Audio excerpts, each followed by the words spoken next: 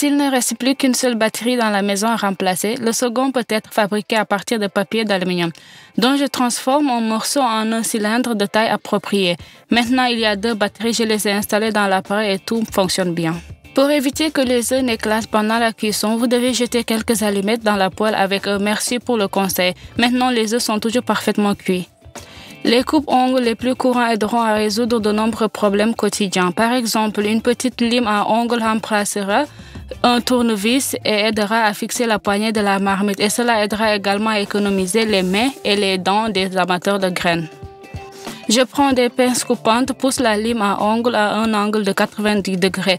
Je déplace la poignée sur le côté et on obtient une conception si stable qui peut facilement remplacer le support de la spirale. Si elle est soudainement perdue, eh bien si la spirale s'est brisée en plusieurs morceaux, ce qui arrive assez souvent, les pinces coupantes seront également utiles. Le plus souvent, nous ouvrons les boîtes comme celle-ci en plaçant le couteau sur le dessus, puis le couvercle ouvert doit être ramassé avec quelque chose de pointu et de fin, ce qui n'est pas toujours pratique. Eh bien, si la partie coupante de l'ouvre-boîte n'est pas placée sur le dessus, mais sur le côté, le haut de la boîte est complètement coupé, il est immédiatement ouvert. Pour que les bords des rouleaux de papier sulfurisé ou d'aluminium soient toujours réguliers et non tordus et maladroits, je pose une grande planche sur la table et une seconde à côté. Je mesure la taille de papier souhaitée et je la coupe avec un couteau en plaçant dans l'espace entre les planches. Un bon gant en caoutchouc mais ayant des trous, je ne suis pas pressée de le jeter. Je le coupe en morceaux, j'ai coupé le bas du gant et les doigts entiers. Pour sceller une petite plaie sur le pansement adhésif, je fais des découpes, enlève le papier protecteur et colle de fines bandes de pansement adhésif croisées sur la croix. Maintenant, le pansement adhésif collera très bien. Eh bien, j'utilise un doigt d'un gant comme protection contre l'eau et l'humidité. Et cette partie du gant peut être utilisée à la place d'un bouchon pour une bouteille si elle est soudainement perdue. J'ai coupé la partie du gant qui recouvre habituellement le poignet en large bande. Obtenez de superbes élastiques, ils peuvent être utilisés de différentes manières. Par exemple, à l'aide d'un tel élastique, je fixe le sac sur la poubelle pour qu'il ne glisse pas.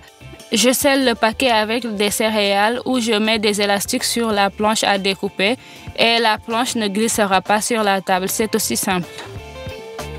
Pour conserver les bananes plus longtemps sans qu'ils noircissent, je fais ceci. Je sépare les bananes une par une et ferme la queue supérieure de chacune avec un petit morceau de papier d'aluminium. Je conserve les bananes à température ambiante, pas dans le frigo. Un fait intéressant, pour ramollir une telle viande, je mets une peau de banane soigneusement lavée dans l'eau.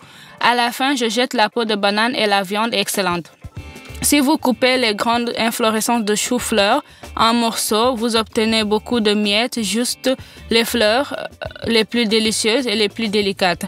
Pour éviter que cela ne se produise, je fais ceci. Avec un couteau, je fais une coupe dans la partie dense de chaque inflorescence, puis je sépare soigneusement avec mes mains. Les fleurs se cassent mais ne s'effritent pas.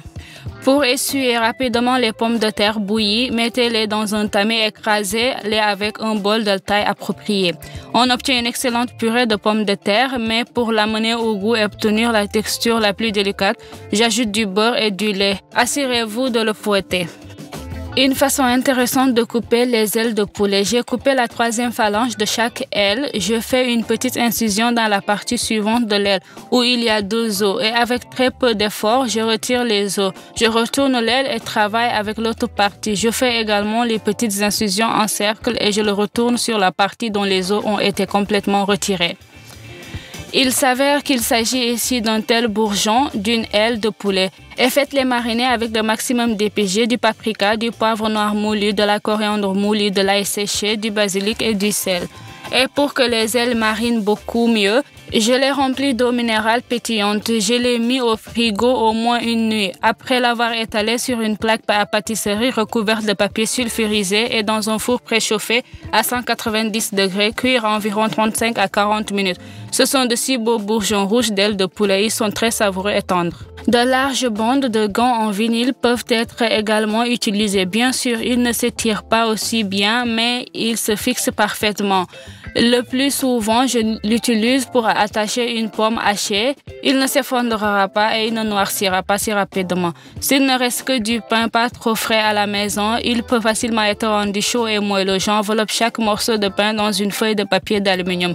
Je mets ses flancs dans une grille pain et je les rechauffe. Le pain ne brunit pas dans le papier d'aluminium mais devient chaud et très mou. Aujourd'hui, je fais de la crème soupe aux champignons. Je ne vais pas les laver, juste les essuyer soigneusement avec un chiffon ou une serviette en papier.